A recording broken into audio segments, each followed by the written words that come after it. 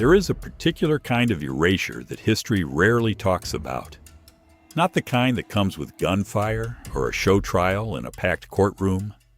The quieter kind. The kind where a person simply ceases to exist in the official record. No obituary, no rehabilitation, no footnote. One day a name is there, the next day it is gone. And everyone who knew it pretends they never did. This is a story about that kind of erasure. But it begins, as most stories about Soviet power do, with a man. On the night of June 26, 1953, Lavrentiy Beria, the most feared man in the Soviet Union after Stalin himself, was arrested at a meeting of the Presidium of the Communist Party. By some accounts, he didn't even understand what was happening until the doors were locked behind him. The man who had signed the death warrants of hundreds of thousands of people, who had personally supervised the interrogation of enemies of the state, who had built a surveillance apparatus so complete that even members of the Politburo whispered their most private thoughts only outdoors, in the open air, far from walls that might have ears. That man was taken from his seat at the table and led away by military officers, while his former colleague sat very still and looked at the floor. He was gone before morning, and with him, officially, went everything he had ever touched. Except he hadn't touched everything alone. There was a woman. Her name was Nina Teymurazovna Gegichkori.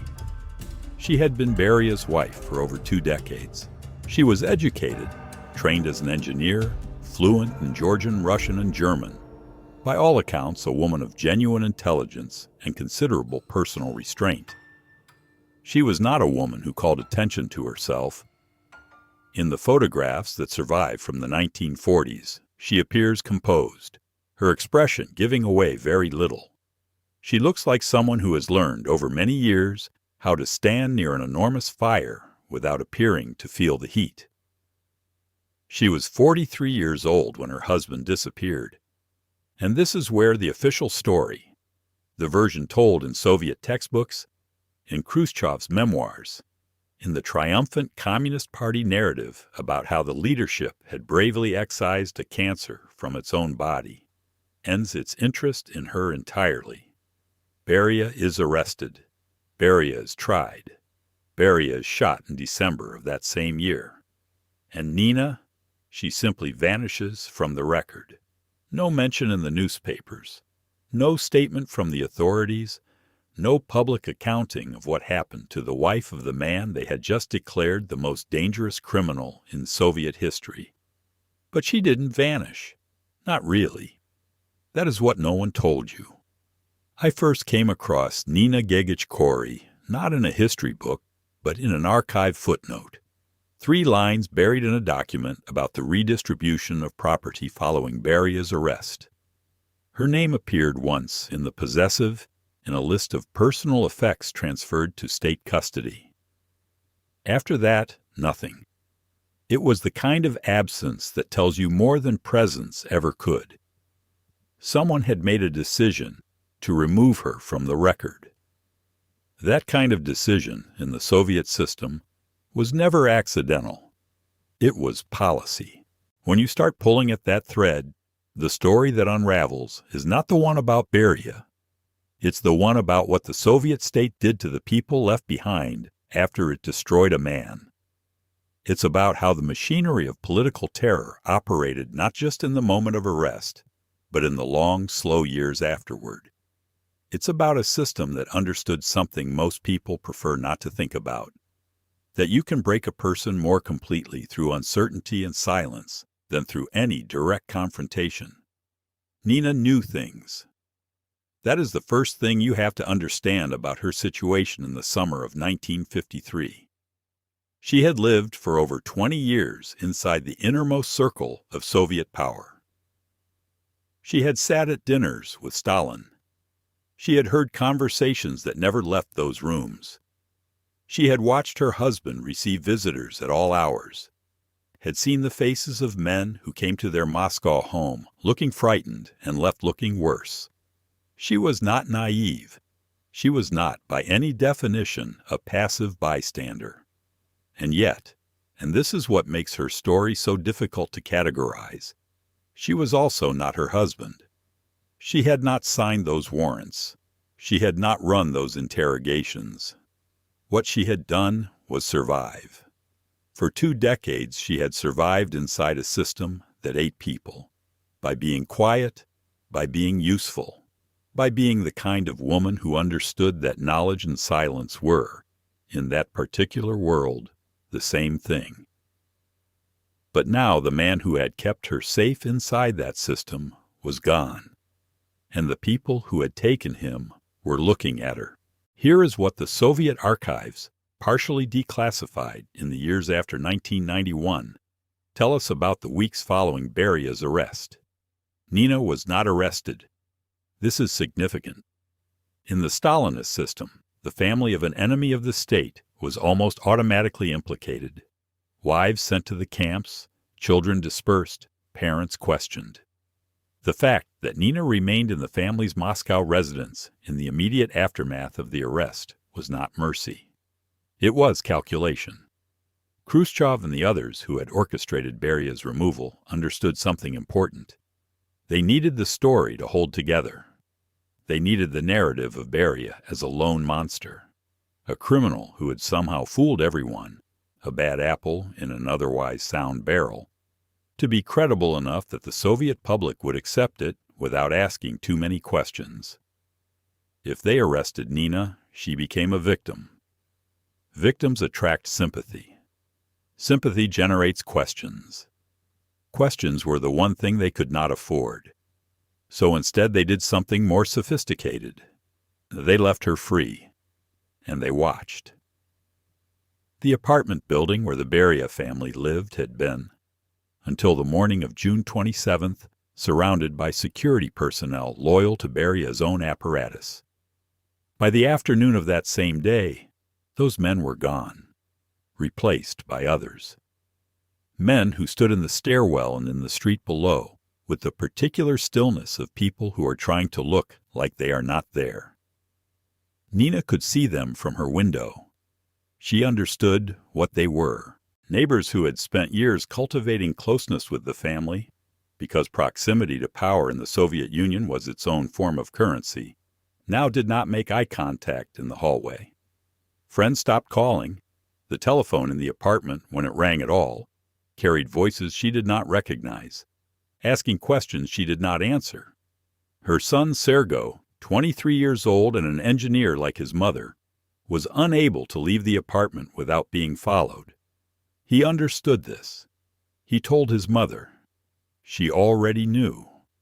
The silence, she would later tell a relative in a letter that was itself confiscated before it could be sent, was the loudest thing she had ever heard in her life. There is a question that has haunted every historian who has stumbled across Nina Gigich-Corey's story, and it is a question that this investigation will try, at least partially, to answer. What did she know, and what did she choose?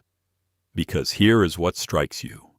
When you spend enough time in these archives, when you read enough of the fragmentary documents and the partial testimonies, and the gaps where testimony should be, but is not, Nina Gigich-Corey was not a simple woman. She was not a woman who had been carried along by events, who had floated through 2 decades of Soviet history without understanding the water she was swimming in. She was sharp. She was, by every account that survives, deeply perceptive about the nature of the world she lived in, which means the choices she made in those weeks and months after June 1953 were real choices. Constrained, yes. Brutal in their constraints, yes. But choices nonetheless.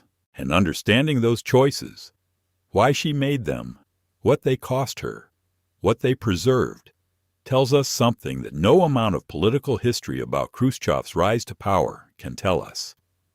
It tells us what it felt like to be trapped inside a machine that was designed to erase you. Her name was supposed to disappear. Her story was supposed to dissolve into the official record, and the official record was supposed to say nothing. But records, even Soviet ones, have a way of leaking. And some silences, if you know how to read them, are deafening. There is a moment in every political catastrophe when the people closest to the center feel the ground shift before anyone else does. A change in tone during a phone call. A meeting canceled without explanation. A face at a party that used to smile and now looks straight through you. In the Soviet Union of 1953, these signals were not subtle.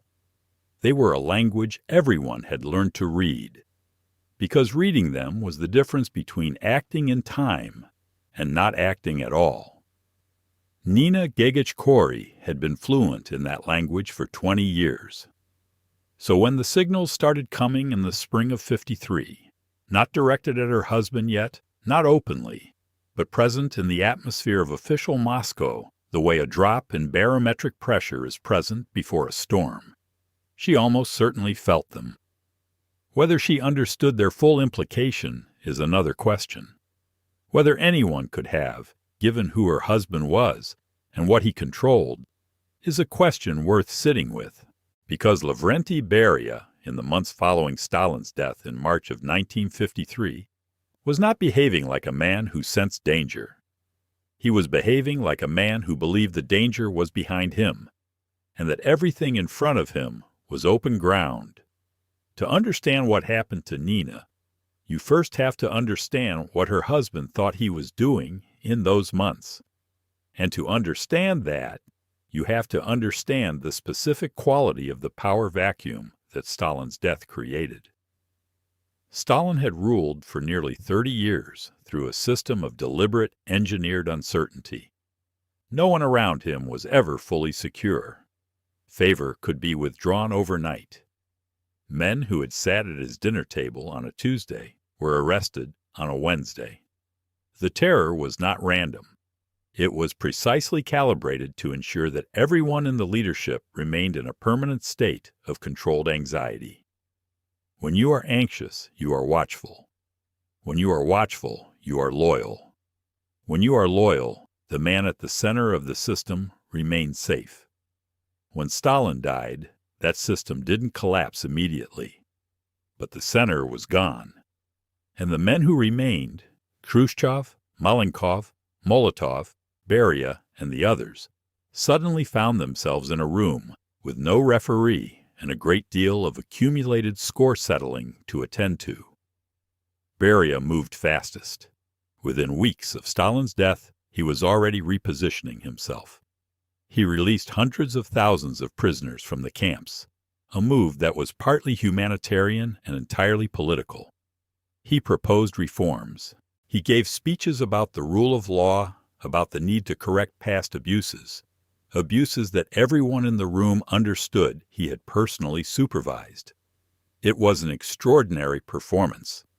The man who had run the NKVD was now presenting himself as the reformer who would dismantle its worst excesses. He understood, with the particular clarity of someone who has spent decades studying how power actually works, that the first person to claim the moral high ground after a tyrant's death tends to inherit the throne. What he underestimated was Khrushchev. Nikita Khrushchev was not on the surface the most threatening man in the room. He was loud and impulsive where others were cold and precise. He was less formally educated, less polished. Beria had reportedly dismissed him as a minor figure, a provincial functionary who had survived through luck and the ability to make Stalin laugh. This was a catastrophic misreading of character. Khrushchev was, beneath the bluster, a man of considerable political cunning who understood something about the Soviet system that Beria, for all his intelligence, had apparently missed. In a collective leadership, the man who moves first tends to win. But the man who appears to be moving for the good of the collective rather than for himself wins faster. Khrushchev spent the spring of '53 building a coalition. Quietly, in conversations that left no official record, he talked to the other members of the Presidium about the danger that Beria represented. He framed it not as personal rivalry, but as institutional threat. Beria controlled the security apparatus. Beria had files on everyone in that room. As long as Beria was free and operational, none of them were safe. This was true. It was also, of course, precisely the argument most likely to motivate frightened men to act. By June, the coalition was ready. The arrest itself, on June 26th, was planned with a military precision that Beria himself would have admired.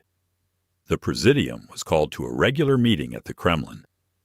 Beria arrived expecting an ordinary session. The doors were locked. Khrushchev stood and began reading from a prepared statement, accusing Beria of crimes against the state, of working as a foreign agent, of deliberate sabotage of the Soviet system. Before Beria could fully process what was happening, Marshal Georgy Zhukov and several other military officers entered from an adjoining room. The head of the Soviet security apparatus was arrested by soldiers. The single most powerful man in the most comprehensive surveillance state in human history was taken completely by surprise. It took approximately 20 minutes. For the rest of that day, Beria's security personnel, the thousands of men who formed his personal apparatus, were systematically neutralized. Units loyal to the military were positioned across Moscow. By evening, the thing was done. The man who had made an entire nation afraid had been removed from the board before he knew the game had changed. And in their apartment building across the city, Nina Gegichkori sat and waited for someone to tell her what had happened to her husband. No one came. This is the part of the story that the history books move past too quickly, because the history books are interested in power, and Nina had, by this point, been stripped of it. But the experience of those first hours and days is precisely where the real story lives. Because what Khrushchev and the Presidium did to the Beria family in the weeks that followed was not an afterthought. It was a method. And understanding the method tells you something essential about how the Soviet system processed the people it had finished with. They did not arrest Nina. They did not charge her. They did not tell her anything officially about her husband's status, his location, the charges against him, or what the state intended to do with her family. They simply surrounded her with silence and let it press. The men in the stairwell were always there, but never spoke to her. Her requests to contact a lawyer, even the concept of a lawyer in this context was almost absurd, but she tried, went unanswered. Food deliveries to the apartment, which had previously been handled through official state channels as a perk of her husband's position, stopped. She had money and could in theory buy food, but leaving the building meant walking past the men who were watching her, which meant acknowledging their presence, which meant entering into a transaction with them that she was not yet willing to enter. Her son Sergo, who had his own apartment but came immediately to be with his mother, later described those first days in terms that have stayed with me since I first read them in a fragmentary interview conducted in the 1990s. He said it was like being underwater. Everything was slightly distorted. Sounds were wrong. Time moved differently, and there was always this pressure, not from any specific direction, just constant ambient pressure that made it difficult to think clearly. This was the design. The pressure was not incidental to the process. It was the process. Khrushchev understood something that is easy to state and very difficult to fully absorb. The most effective form of coercion is not pain. Pain focuses the mind. Pain gives you something concrete to resist or submit to. The most effective form of coercion is uncertainty sustained over time.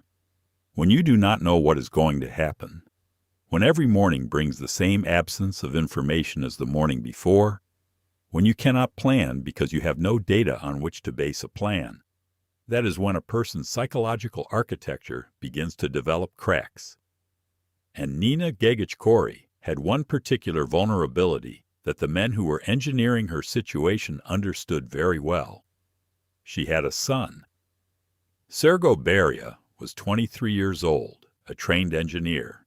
By all accounts, a decent young man who had grown up with the peculiar double consciousness of someone raised inside extreme privilege, inside an extremely dangerous system.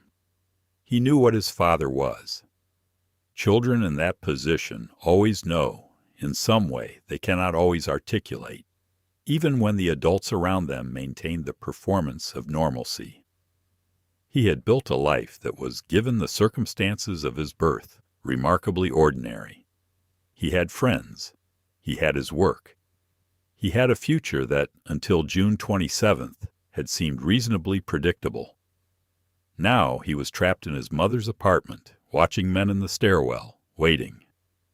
Nina watched him watching her, and she understood, with the particular understanding of a mother who has spent decades surviving by reading situations correctly, that this was not an accident. The state had left Sergo free and present and visible for a reason. He was not just her son. He was leverage. He was the specific point of pressure that had been identified and placed within her line of sight every single day. She did not know yet exactly what they would ask her to do, but she knew, with the certainty of someone who had spent 20 years inside this particular machine, that they would ask her something. And she knew, because she was not a naive woman and had never had the luxury of being one, that her answer would cost her regardless of what it was. The only question was what she would lose, and what, if anything, she could keep. The waiting lasted 9 days. 9 days of silence from the state. 9 days of the men in the stairwell. 9 days of Sergo's face across the breakfast table, trying to look unafraid. 9 days of a telephone that sometimes rang with voices that asked questions she did not answer, and sometimes did not ring at all, which was somehow worse. On the morning of the 10th day, 2 men knocked on the apartment door. They were polite. This was the first thing she noticed. They spoke quietly, apologized for the intrusion, asked if they might come in and have a brief conversation. They wore civilian clothes. They carried no visible documentation of who they represented or what authority they held, which was, of course, its own form of communication. Men with genuine legal authority show their papers. Men who want you to understand that papers are not necessary do not bother. She let them in because she had already understood that refusing would be a different kind of submission. She made tea because it gave her hands something to do. She sat across from them in the apartment where, 1 month earlier, she had hosted dinners attended by the most powerful people in the Soviet Union. They began to talk. And what they said to her in that room, what they asked for, what they offered, and what they threatened, is the hinge on which the entire story turns. There is a document somewhere in the Russian state archives, assuming it has not been quietly destroyed in one of the periodic house cleanings that intelligence services conduct when they would prefer that certain things remain unverifiable, that bears Nina Gagichkori's signature. It is not a confession. That word implies a crime, and the people who came to her apartment on the morning of the 10th day were careful, professionally careful, never to use that word. What they wanted from her was something they described, in the soft language of Soviet bureaucratic euphemism, as a confirmation, a statement of awareness, a document indicating that Nina had, during the course of her marriage, become generally cognizant of certain irregularities in her husband's conduct. Not that she had participated, not that she had approved, simply that she had known in some general way that something had been wrong. This distinction between participation and awareness, between guilt and proximity to guilt, was not a legal nicety. It was the entire architecture of what they needed from her. Beria's arrest had been swift and militarily clean, but his actual destruction, the permanent discrediting that would ensure no future Soviet leadership could ever rehabilitate him or use his memory as a political instrument, required something more than a military operation. It required a story. And stories, to be credible, need witnesses. Nina was the only witness they could not simply invent. The two men who sat across from her that morning were not, she would later indicate to family members, crude or threatening in any obvious way. This is worth pausing on because it runs against the instinctive image most people carry of Soviet-era state intimidation: the bright light, the shouted accusations, the sleep deprivation. That apparatus existed and had been used extensively, including by the man whose files now sat in state custody 3 kilometers away. But it was not what Khrushchev's people deployed against Nina. What they deployed was something more refined, and in its own way, more revealing of how the system had evolved in the post-Stalinist moment. They were courteous. They expressed, with apparent sincerity, a degree of sympathy for her situation. They acknowledged that she herself had not been charged with anything and was not, they were careful to clarify, under suspicion of criminal conduct. They spoke to her as though she were a reasonable adult who would naturally want to cooperate with the process of historical clarification that the state was currently undertaking. The phrase historical clarification is one that appears in several documents from this period. It is a phrase worth examining. What it meant, in practice, was the construction of an official narrative about Beria that would serve the political needs of the people who had just removed him.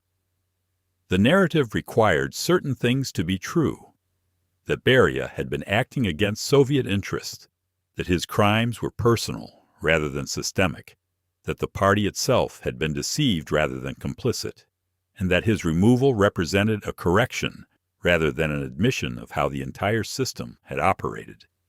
Nina, who had lived inside that system for 20 years, understood exactly how much of this narrative was true and how much of it was necessary fiction. She was not asked for her assessment. She was asked for her signature. On the first day, she declined. She was calm about it, by all indications.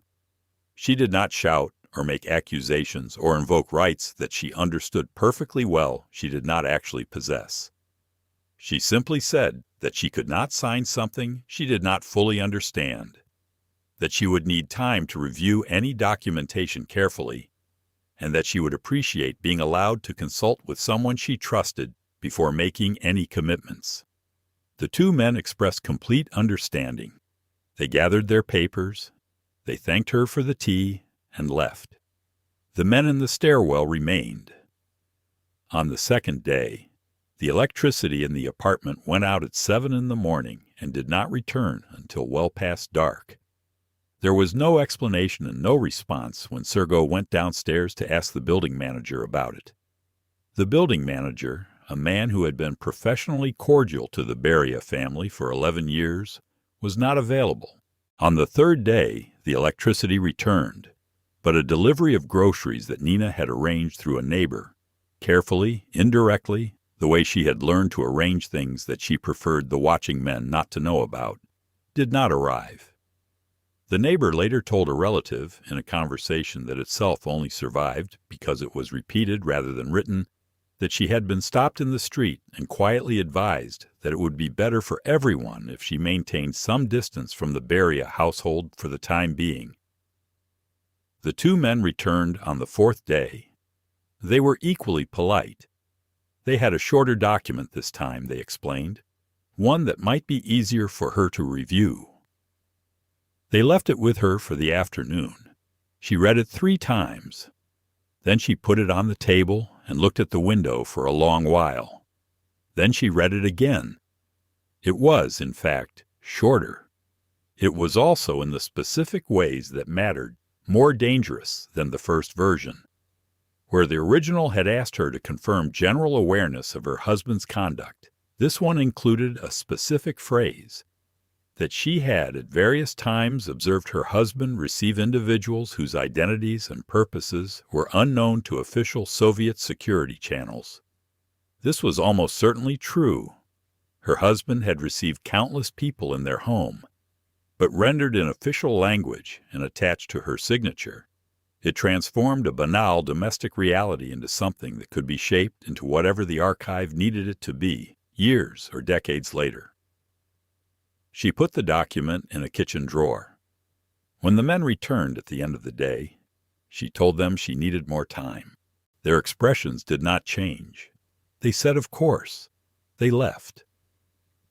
That night, Sergo told his mother he had been informed, through a mechanism he described only as an indirect communication, the Soviet system having developed extraordinary subtlety in how it delivered its more delicate messages, that his current position at his research institute was under administrative review.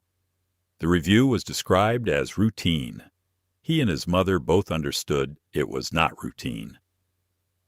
Nina sat with this information through the evening and did not sleep. Here is what she was calculating in those sleepless hours. And I want to be precise about this because the word calculating can sound cold when applied to a mother in an impossible situation. But coldness is not what it was. It was the opposite of coldness. It was the application of every skill she had developed over 2 decades of living inside a system that punished sentiment and rewarded clear-sightedness, deployed now in the service of the one thing she could not afford to be clear-sighted about, her son. She knew what the document meant for her. Signing it was a capitulation, an entry into the official record as a person who had confirmed the state's version of events, a gesture that would forever mark her as someone who had cooperated rather than resisted. In a different world, in a world where historical reputation was something she could afford to think about, this would have been an unbearable cost. But she also knew what refusing meant. Not for her. She had already made a private accounting of what they could and could not do to her, and had reached conclusions she found she could live with. What she could not live with was the calculation she now had to make about Sergo. The Soviet system had a very specific set of instruments it used against the children of disgraced officials. Some were crude: dismissal, exile, the deliberate closing of professional opportunities. But the cruder instruments left marks, and marks created records, and records could eventually become evidence of persecution, which was a complication the state preferred to avoid.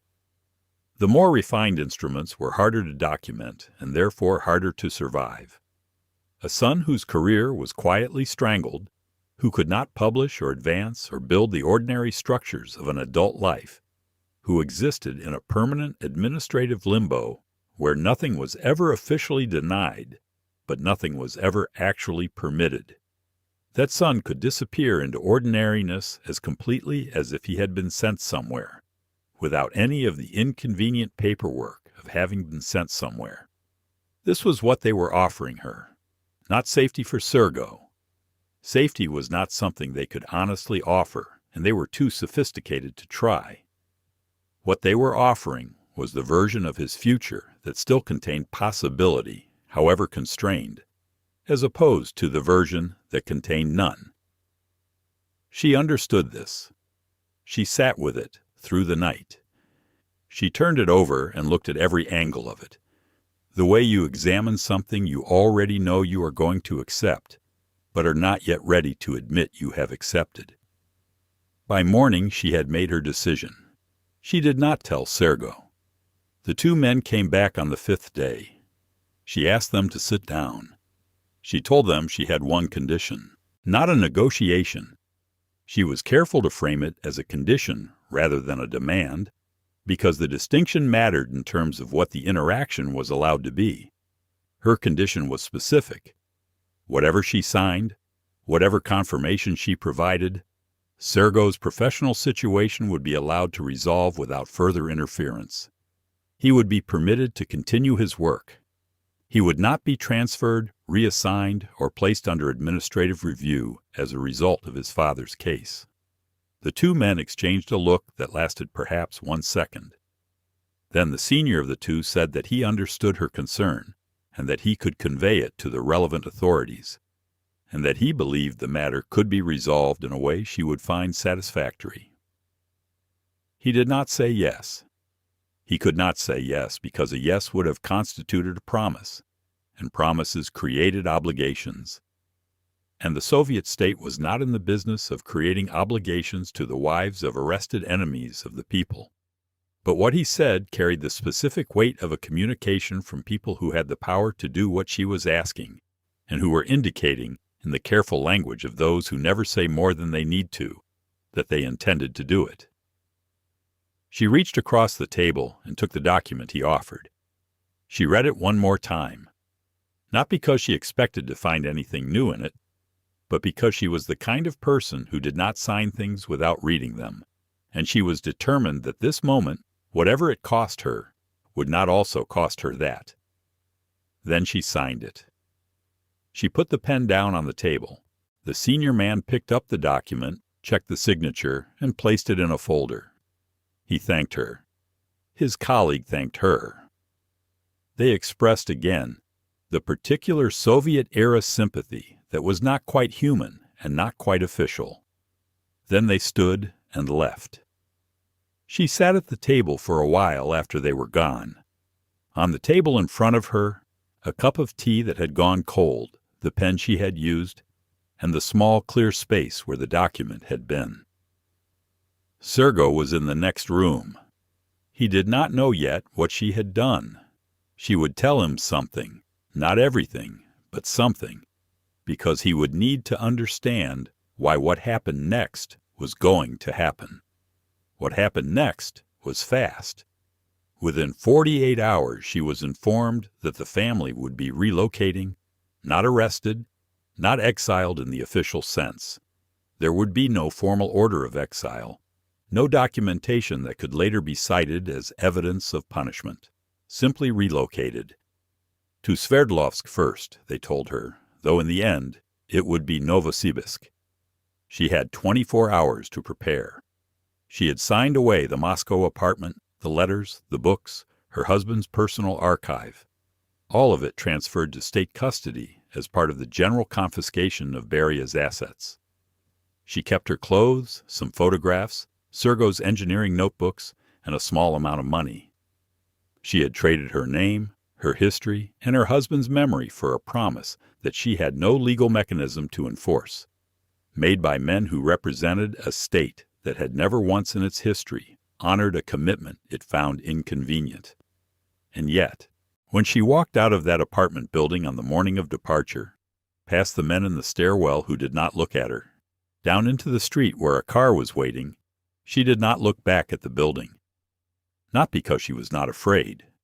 She was almost certainly afraid, but because looking back is a gesture of hope, the hope that something you are leaving might still be there when you return.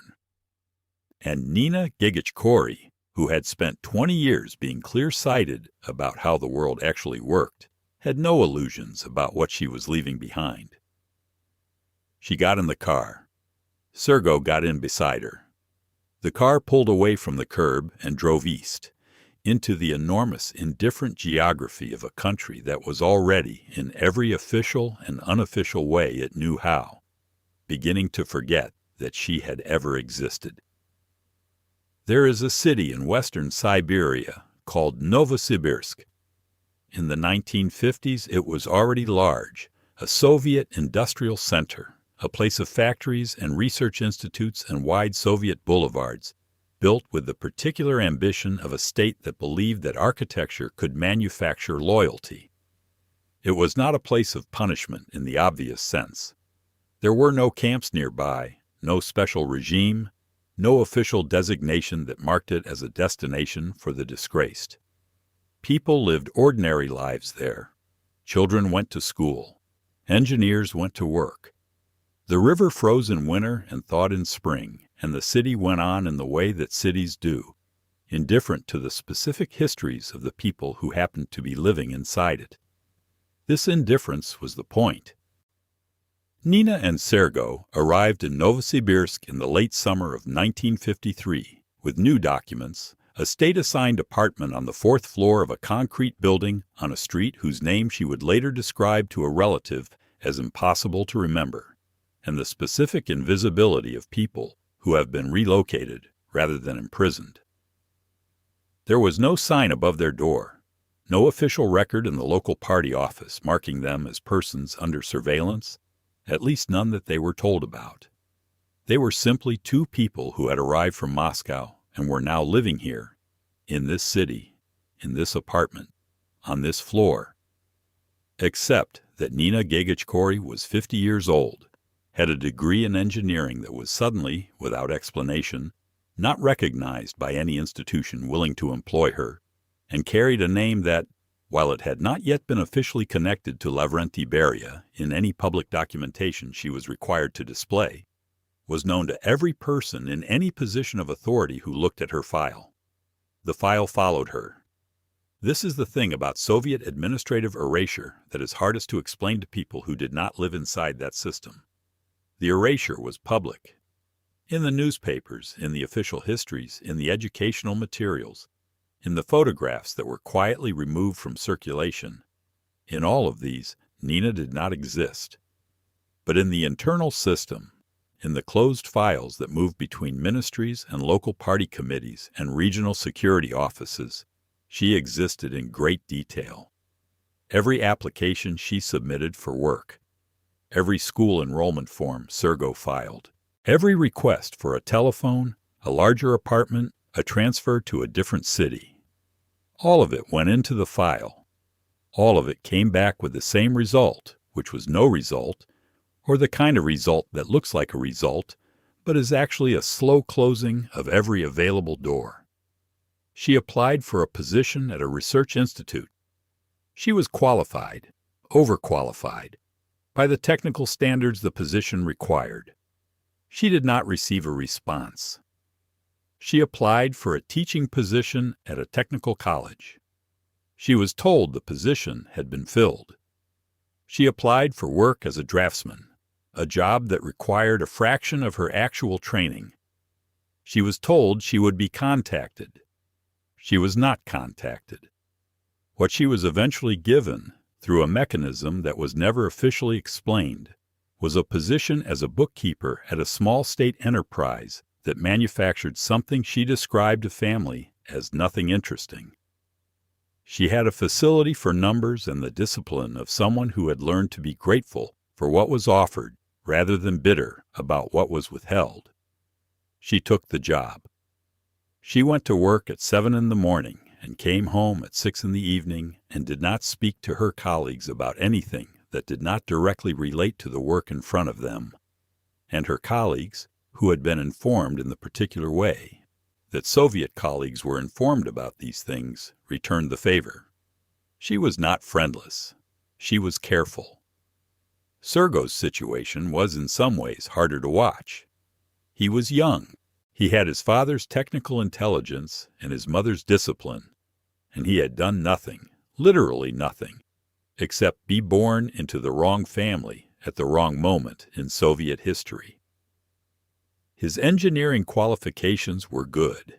In a different life, in a different name, he would have had a straightforward and possibly distinguished career. Instead, he spent the first years in Novosibirsk in a series of junior technical positions that went nowhere, working under supervisors who understood exactly who he was and who were themselves caught between the genuine usefulness of his abilities and the institutional danger of promoting someone the security apparatus had flagged. He was never fired. He was never arrested. He was simply never advanced. His ideas were occasionally incorporated into projects under other names. His reports were accepted, and his recommendations were not followed. He existed in the professional world at the lowest level at which a man of his training could exist, without the situation becoming so obviously absurd that someone would have to officially acknowledge it. Nina watched this and said very little about it, at least in any record that survives. What she felt about it can be inferred from a single sentence in a letter to her sister that was intercepted by state security in 1956. Intercepted, read, filed, and never delivered, but preserved in the archive, which is the Soviet system's great accidental contribution to the historical record. this habit of preserving the very things it was trying to suppress. The sentence reads, in translation, Sergo works hard and does not complain, which is the one thing I cannot bear. She did not try to explain this. She did not need to. Any mother reading it would understand. In 1955, they were permitted to move to Kiev. This was not a promotion exactly, but it was a different quality of existence. Kiev was larger, more culturally varied, a city with a genuine intellectual life and a history that existed somewhat in tension with the Moscow-centered Soviet narrative. The apartment they were assigned was slightly better. Nina found work, again through indirect channels, at a drafting office connected to a construction enterprise. Sergo found a position at a technical institute where, slowly, over the course of several years, he was allowed to do work that occasionally bore his actual name. The move to Kiev brought with it new documents. This was the part of the process that Nina described in the same intercepted letter with a precision that suggests she had spent a great deal of time thinking about what it meant. New passports, new identity papers. The name Beria did not appear on them. It was not replaced with a different name. They kept the surname Gegichkori, Nina's maiden name. But the connection to Lavrenti Beria, the connection that any Soviet bureaucrat would immediately recognize from the old documents, was gone from the surface. You had to know to look deeper to find it. She understood what this meant practically. It made daily life easier. Interactions with officials who did not know the history would no longer carry the specific electricity of recognition. That moment when someone reads a name and their expression changes in a way they try to control and do not fully succeed in controlling. In this practical sense, the new documents were a relief. She also understood what they meant symbolically, and the symbolism was not a relief. The state had not given her a new identity out of kindness or as a form of compensation. It had given her a new identity because it served the state's interest for her to be navigable without constant acknowledgement of who she was. Khrushchev's version of Soviet history required Beria to be a singular monster, a man who had operated outside the system rather than as its architect.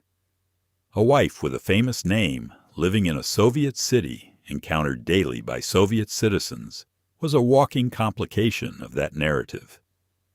Erase the name from the surface, and you erase the complication. She had been given the new documents not to protect her. She had been given them to protect the story. Nina Gegichkori never gave an interview. This is a fact that deserves more attention than it typically receives in the historical literature. She lived until 1991. She lived, that is, to see the Soviet Union collapse. She lived through glasnost, through the opening of archives, through the moment when it briefly became not only permissible but fashionable to speak honestly about what had happened in the Stalin years. Survivors gave testimony. Relatives of victims went on television. Memoirs appeared. The appetite for truth, after decades of compulsory silence, was real and enormous. She said nothing. This was not, I think, passivity. Nina Gegichkori was not a passive woman. She had demonstrated that clearly enough in the apartment in Moscow in 1953, when she had managed, under extraordinary pressure, to extract at least a partial condition from the people who had all the power and needed only her signature. A passive woman does not do that. A passive woman signs on the first day. I think the silence was a considered position. I think she had looked at what speaking would mean, the questions it would open, the version of her husband she would be required to either defend or condemn, the impossibility of telling the truth about what she knew without also telling truths that would complicate every official narrative that Soviet and post-Soviet society had built around the Stalin years. And she had concluded that silence was the only honest response to a situation in which any statement would be weaponized by someone. She had spent 40 years watching words get turned into instruments. She was not going to hand anyone another instrument. There is also this. She did not, in any record that survives, attempt to rehabilitate Beria. She did not petition for his official re-examination the way some relatives of Stalinist-era victims did. She did not write letters to the Central Committee arguing that her husband had been a loyal Soviet citizen, unfairly maligned. She had lived inside that marriage for 20 years. She knew what he was.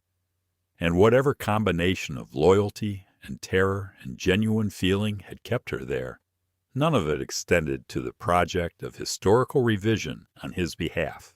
She simply declined to participate in anyone's version of the story, including this one, in the sense that she left almost nothing behind that could be quoted or cited or used to make a clean argument about what she thought or felt.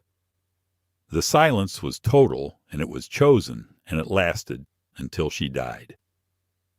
Sergo outlived her. He eventually published technical work under his own name. In the post-Soviet years, he gave several interviews about his father, careful ones that acknowledged the crimes without either catastrophizing or excusing, the interviews of a man who had spent decades developing a relationship with an impossible truth. He wrote a memoir of sorts. He tried, in the way of Children of Terrible Men, to separate the father he had known from the figure that history recorded, not to rehabilitate the figure, but to account for the complexity of having loved someone the world correctly reviled. Nina left no memoir. She left some photographs, some letters that were mostly practical, a collection of books in Georgian and Russian that Sergo kept and eventually donated to an archive in Tbilisi. She left, in the state security files that were partially opened in the 1990s, the intercepted letters and the surveillance reports and the document she had signed in Moscow in the summer of 1953, with her signature at the bottom in a hand that the archivist described as notably steady. Steady. Even then. Even in that moment, her hand did not shake. What does Nina Gagich-Corey's story tell us? I have been sitting with that question through the months of working on this investigation, and I want to resist the impulse to wrap it too neatly, because the neatness would be a lie, and she deserved better than lies. Here is what I think it tells us. It tells us that the post-Stalinist Soviet system was more sophisticated in its cruelty than the Stalinist one, not less. Stalin's terror was visible. It generated bodies and camps and show trials and a documentary record of horror that could eventually be counted and cataloged and morally condemned. Khrushchev's version generated none of that. It generated silence, administrative attrition, the slow closing of doors, the alteration of documents, the relocation to cities where no one knew you, the stripping away of professional possibility through mechanisms that left no official trace. This was not a lesser form of repression. In some ways, it was a more total one, because you cannot appeal against a door that was never officially closed. You cannot petition for the rehabilitation of a person who was never officially punished. You cannot build a case around an injustice that was engineered to leave no evidence of having been an injustice at all. Nina was never a prisoner. She was never charged. She was never sentenced. She was simply reduced, over the course of 4 decades, to the smallest possible version of the life she might have had, through a series of decisions made by people in offices who never had to look at her face when they made them. And when she died, in 1991, in Kyiv, in the same year the state that had done all of this to her ceased to exist, there was no obituary, no statement, no acknowledgement from any official body that she had lived, or that what had been done to her required any accounting. The Soviet Union collapsed in August of that year. Nina died in June. She did not live to see it go. I find myself thinking about this timing more than I probably should, because it is the kind of detail that means nothing historically and somehow everything personally. She missed it by 2 months. The system that had spent 40 years erasing her outlasted her by 60 days. And then it fell, not with a bang, but with a series of bureaucratic announcements, and the archives opened and the documents came out. And among them, if you know where to look, is a folder containing a piece of paper with a steady signature at the bottom. She did not get her rehabilitation. She did not get her apology. She did not get the public acknowledgement that what was done to her family was wrong, because wrong implies a standard against which actions can be judged. And the system that had wronged her had also spent 40 years ensuring that the standards by which it might be judged were kept as vague and contestable as possible. What she got was this: the knowledge, which she carried with her and never shared with anyone who left a record of it, that she had made the choices available to her with clear eyes, and that the most important of them, the choice made across a table from two polite men in civilian clothes, had preserved her son's life and cost her everything else, and that she had made it anyway. That is not heroism in any conventional sense. It is not martyrdom. It is something quieter and more durable than either of those things. It is what survival actually looks like when the system is designed to make survival feel like defeat. History tends to remember the monsters. It is efficient that way. One name, one face, one set of crimes, and the story is complete. The people who lived in the orbit of those monsters, who loved them or feared them or did both simultaneously, who survived their destruction only to be slowly unmade by the aftermath, those people disappear into footnotes or into archival folders, or into the specific silence of people who learned too young that speaking was dangerous and never fully unlearned the lesson. Nina Gagich-Corey was married to a monster. This is true. It is the first thing anyone will tell you about her. And it is not wrong. But it is not the whole story. The whole story is a woman sitting at a table in Moscow in the summer of 1953, reading a document for the fourth time, with her son in the next room and the full weight of the Soviet state arranged against her, making a calculation that no one should ever have to make. The whole story is 40 years of silence that was not weakness but strategy. The whole story is a steady hand, and the whole story ends not with a trial or a declaration or a public reckoning, but with an ordinary death in an ordinary city, in a year when the world was finally changing, 2 months too late for her to see it. The system wanted her forgotten. She almost was.